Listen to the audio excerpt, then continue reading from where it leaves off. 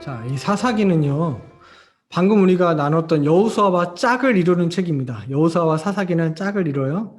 여호수아가 이스라엘 백성의 성공을 다루고 있다면, 순종을 다루고 있다면, 이 사사기는 가나안 땅에 들어간 이스라엘 백성들의 실패를 다루고 있는 책입니다. 그렇다면 무엇을 기준으로 성공과 실패를 나눌까요? 그 기준은 신명기입니다. 신명기 말씀으로.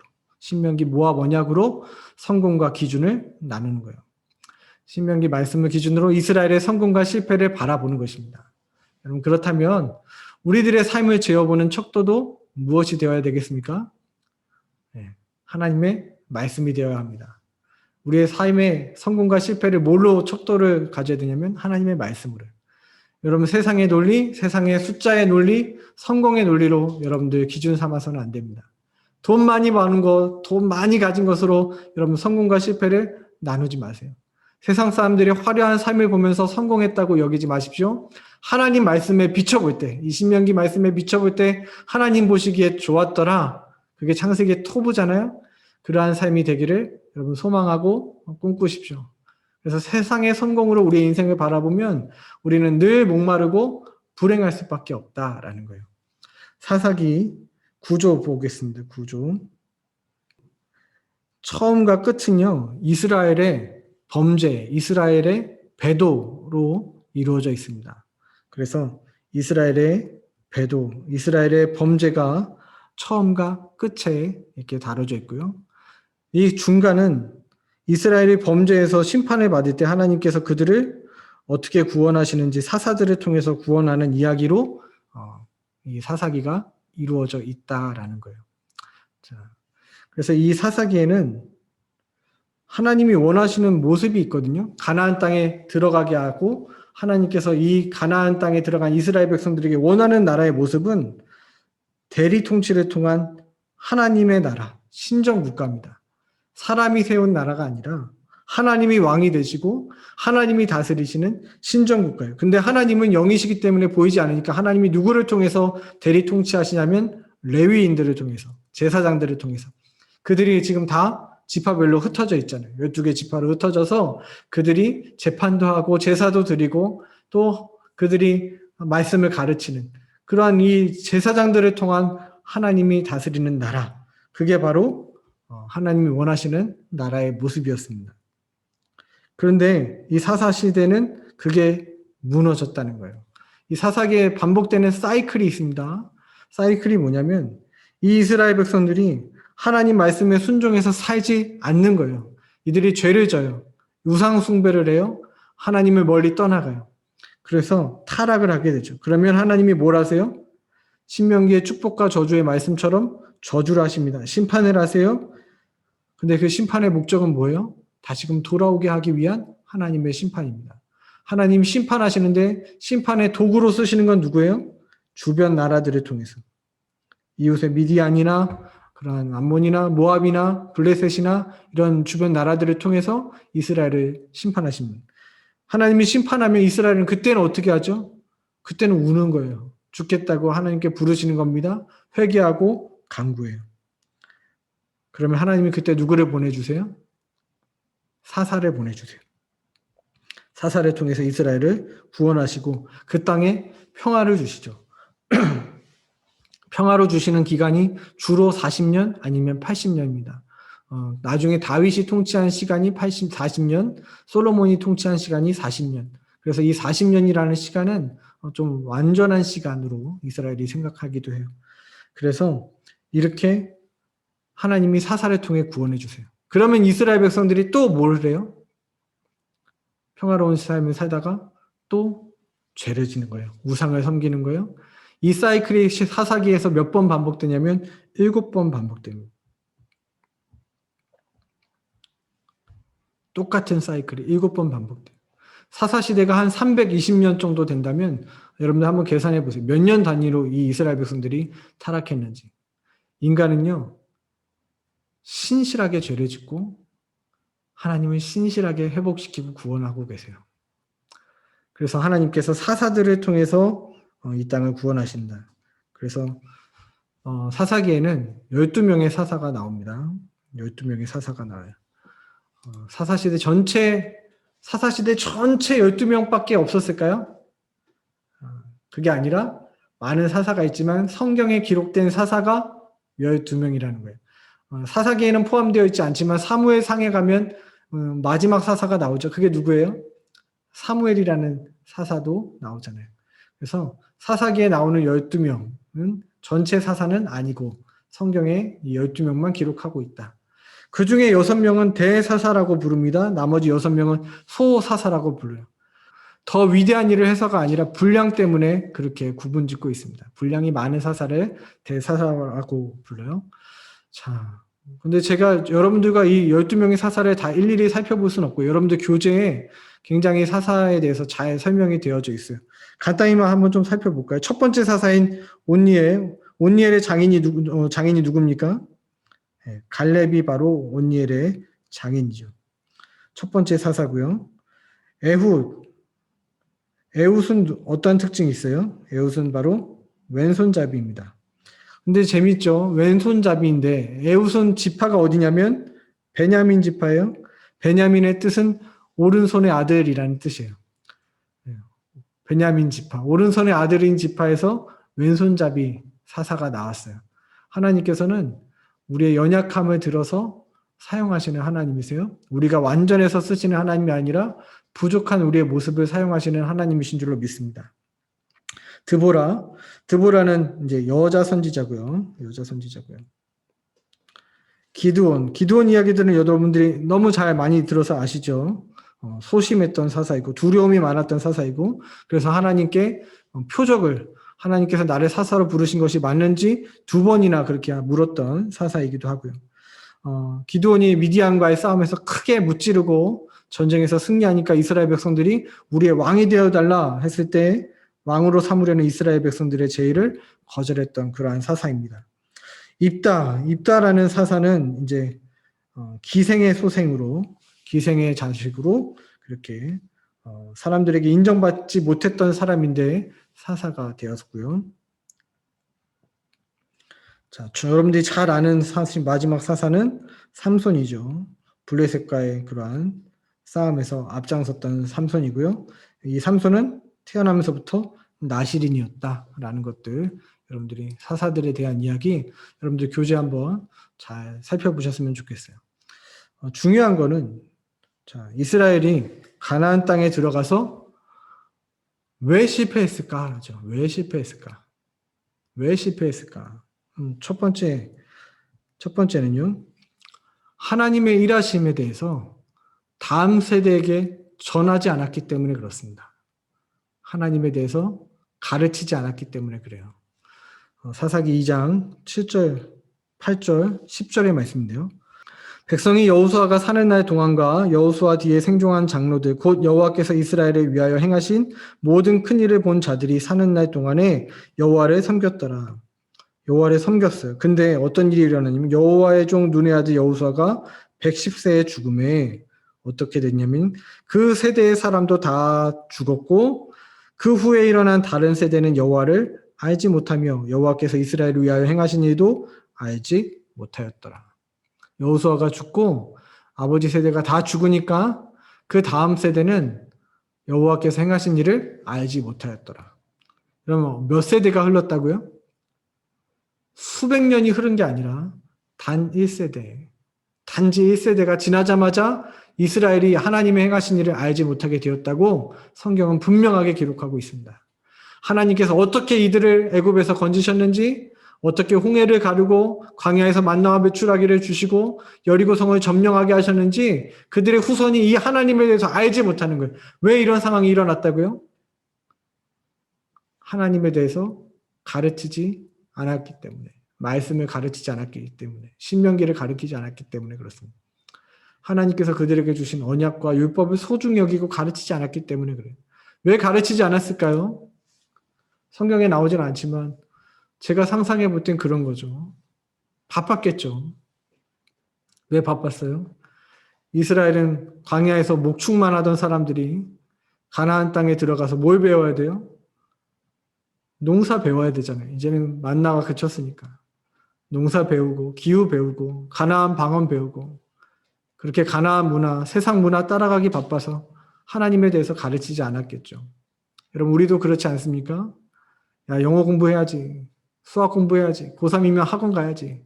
자녀들 스펙 쌓아야지 하고 그렇게 이야기하고 있지 않습니까? 하나님 말씀보다 우선되는 게 없어요. 여러분, 하나님 말씀대로 살지 않으면, 가르치지 않으면 몇 세대가 흘러서가 아니라 단 1세대도 지나지 않아서 그 여호수아 24장에서 나와 내 집은 오직 여호와를 섬기겠다는 결단이 무너지고 이 세대는 하나님을 알지 못하는 일들이 벌어지더라라는 것입니다. 두 번째요. 이스라엘이 실패한 이유는 그들이 각자 자기 소견에 옳은 대로 행하고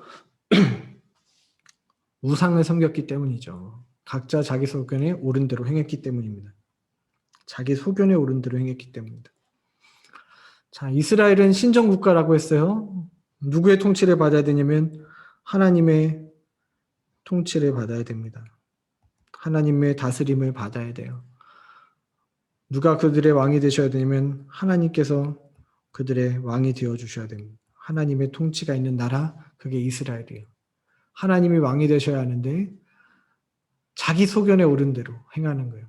이스라엘 스스로가 왕이 되었습니다. 하나님의 자리에 피조물이 올라가는 것, 그게 바로 죄의 본질이라고 했어요. 그래서 사사기 17장 6절, 또 사사기 21장 25절은 반복해서 이러한 일들이 왜 일어났는지를 분명히 얘기하고 있는데, 그때에는 이스라엘에 왕이 없었으므로 사람마다 자기 소견에 옳은 대로 행하였더라. 하나님이 왕이신데 하나님을 왕으로 삼지 않고 자기 소견에 옳은 대로 행했기 때문에 그들이 가나안 땅에 들어가서도 실패했다라는 것입니다. 자기 소견에 옳은 대로 행동하는 것, 오늘날 우리들의 문화 아닙니까? 이 상황윤리라고 하죠. 상황윤리. 상황윤리가 뭐냐면 이 상황에서는 맞고 틀린 게 상황에 따라 달라진다는 거예요. 절대 기준이 아니라. 근데 여러분, 죄는 한번 생각해 보세요. 죄는 문화에 따라 달라집니까? 이 문화에서 죄가 되고 저 문화에서는 죄가 아닙니까? 아니에요. 성경은 그렇게 말하고 있잖아요. 어떤 때는 되고 어떤 때는 괜찮은 게 아닙니다. 성경이 말하는 진리는 상황에 따라 변하지 않는 절대 진리인 줄로 믿습니다. 하나님의 기준은 절대 진리예요. 무엇에든지 참되며 무엇에든지 경건하며 무엇에든지 옳으며 변하지 않는 거예요. 무엇에 따라, 상황에 따라 변하지 않는 거예요. 그런데 이 사사시대는 상황에 따라 자기 소견에 옳은 대로 살았다라는 거예요. 그래서 하나님은 이 신명기 28장 축복과 저주에 따라서 이스라엘을 심판하시는 거죠. 주변 나라들을 통해서. 마지막으로 이스라엘 왜 실패했을까? 세 번째 이유는 그들이 거룩함을 상실했기 때문에 그렇습니다. 거룩을 상실했기 때문에. 여러분 교재에 나오고 있어요. 그래서 사사기 마지막 이야기 17장부터 21장까지는 이 사사시대의 타락의 모습을 이야기로 보여주고 있는데 크게 두 가지의 타락입니다. 영적인 타락과 그다음에 도덕적인 타락의 모습이 다 이 사사시대의 특징으로 나타나고 있어요. 영적인 타락과 도덕적인 타락의 이야기들로 구성되어 있습니다. 그럼 이 영적 타락과 도덕적 타락의 중심, 이 이야기들의 주인공이 있는데 그 주인공이 누구냐면 레위인이에요. 레위인. 이 레위인의 타락, 레위인의 첩사건, 하나님의 제사장으로 일하는 레위인들이 타락하고 도덕적 타락의 주인공으로 있다는 거예요. 레위인에 대해서 우리가 알아야 되는데 레위인, 하나님께서 이 12지파 가운데 구별하여서 세운 지파가 바로 레위인이죠. 민수기 말씀인데요. 하나님 왜 레위 지파를 택하셨을까? 네. 이스라엘 자손 중에 처음 태어난 것은 사람이든지 짐승이든지 다 내게 속하였음은 내가 애굽 땅에서 모든 처음 태어난 자를 치던 날에, 애굽의 장자의 죽음을 얘기하시는 거예요. 그때 내가 그들을 내게 구별하였다. 그렇기 때문에 이스라엘 자손 중 모든 처음 난 자 대신에 하나님께서 누구를 택하셨냐면 레위인을 취하였느니라. 원래는 너네가 다 죽어야 되는데, 장자가 다 죽어야 되는데 첫째 난 것들은 다 죽어야 되는데 내가 너희들 살려줬잖아. 그러니까 처음 난 자 대신에 내가 레위 지파는 내가 취하겠다. 그래서 하나님이 택하신 지파가 바로 레위 지파라는 거예요. 이 레위인들의 역할은 뭘 하냐면 제사를 드리고요. 제사를 드리고 하나님의 말씀을 백성들에게 가르치고 또 분별하고 재판하고 성막을 관리하는 그런 봉사를 하는 사람들이 레위인들입니다.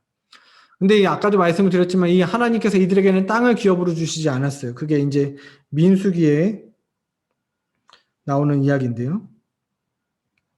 여호와께서 또 아론에게 이르시되 너는 이스라엘 자손의 땅에 기업도 없겠고 아론의 자손들 레위인들은 땅에 기업이 없어요. 왜냐하면 하나님이 내가 이스라엘 자손 중에 내 분깃이요 내 기업이니라. 하나님이 레위 지파의 기업이 되어 주신대요.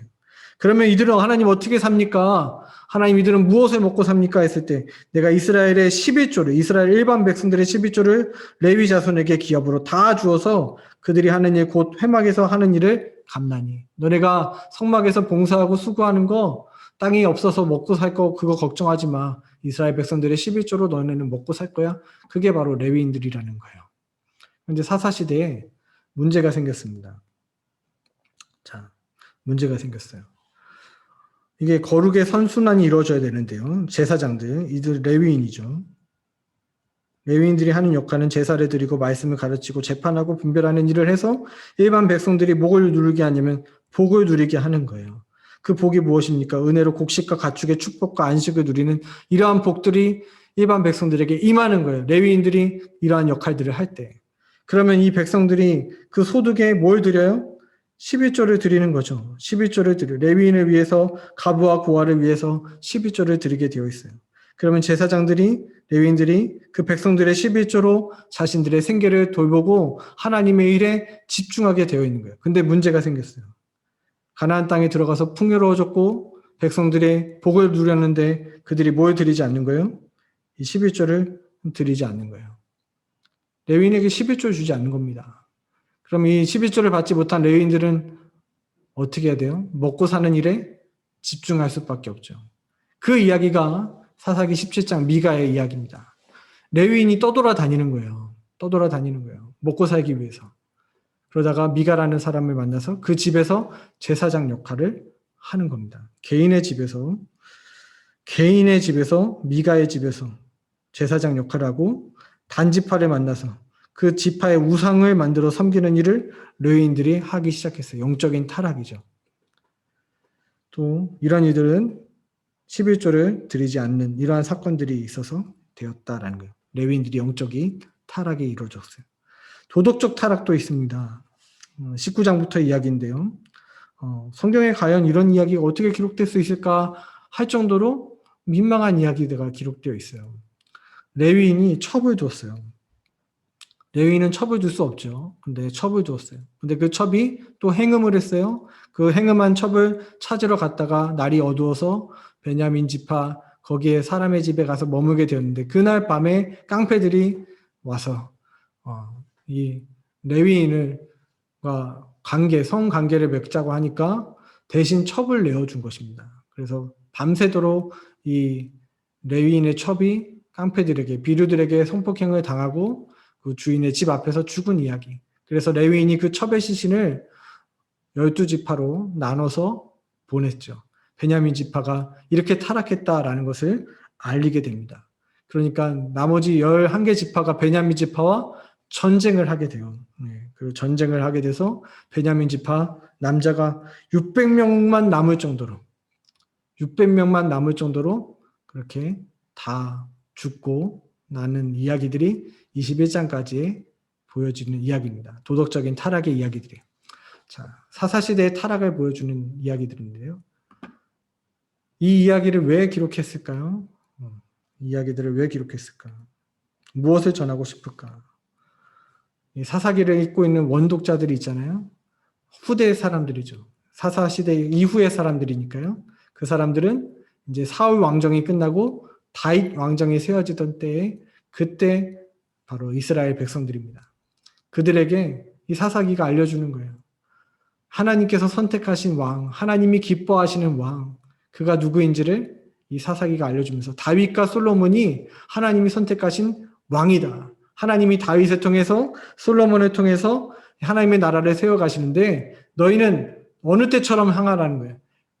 여호수아 때처럼 하나님 앞에 순종해라. 사사기 때처럼 타산지석 삼아서 그렇게 살지 말아라 라는 메시지가 바로 이 사사기에 담겨 있습니다. 이게 바로 사사기의 이야기였고요. 이 사사시대 때 한 권의 책이 우리가 같이 볼 책이 있죠.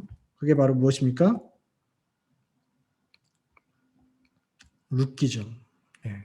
사사시대 창세기 1장 2절의 말씀처럼 혼돈과 공허와 흑암의 시대, 이 사사시대 가운데 하나의 등불을 발견하게 되는데 그게 그 책이 바로 룻기입니다. 죄가 관영하던 그때 룻기가 등장하는 거예요. 룻기 1장 이렇게 시작하잖아요. 사사들이 통치하던 때에 그 땅에 뭐가 찾아왔냐면 기근이 찾아오고 먹을 것이 없어서 한 가정이 고향 베들레헴을 떠나서 모압으로 가는 것이 그 룻기의 배경입니다. 근데 재미있는 것은 나오미가 살던 땅, 그 고향이 어디였어요? 유다? 베들레헴. 베들레헴의 뜻이 무엇인지 아십니까? 베들레헴 떡집이라는 뜻이에요. 떡집. 떡집에 뭐가 없어요? 떡이 없어요. 먹을 게 없어요. 그래서 룻기는 한 여자의 기구한 인생을, 나오미라는 여자의 기구한 인생을 말하는 것이 아니라 영적으로 어두운 시대에 떡집에 떡이 없는 하나님의 백성인데도 불구하고 하나님의 은혜가 없는 이 시대에 하나님께서는 무엇을 하셨는가? 소망이 없고 떡집에 떡이 없고 제가 간영했던 그때에 하나님은 여전히 일하고 계셨다라는 것을 보여주는 책이 바로 룻기입니다. 하나님의 구원의 밝은 빛이 다시 한 가정을 통해서 한 사람을 통해서 이스라엘에게 비춰지고 있는 것을 보여주는 책이 룻기예요. 베들레헴에 있던 가족들이 모압으로 떠나는데 그 모압에서 다 어떻게 돼요? 남편이 죽고 아들들이 죽고 사사시대의 상징적인 모습을 보여주는 거예요. 근데 이방 여인, 이 여인 룻이라는 여인, 의로운 여인, 이 여인과 사사시대인데 사사시대답지 않게 살았던 의로운 남자 그 보아스라는 사람이 통해서 의로운 다윗 가문이 시작되고 있다. 그걸 보여주는 책이 룻기입니다. 그래서 사사시대처럼 우리의 인생이 어둡고 절망이고 소망이 없어 보이는 분 계십니까? 하나님 여전히 일하고 계신 줄로 믿습니다. 그 구원의 밝은 빛이 우리를 향하고 있고 비추고 있고 여전히 우리와 함께하고 계시는 하나님이세요. 그래서 사사시대에까지 마쳤어요.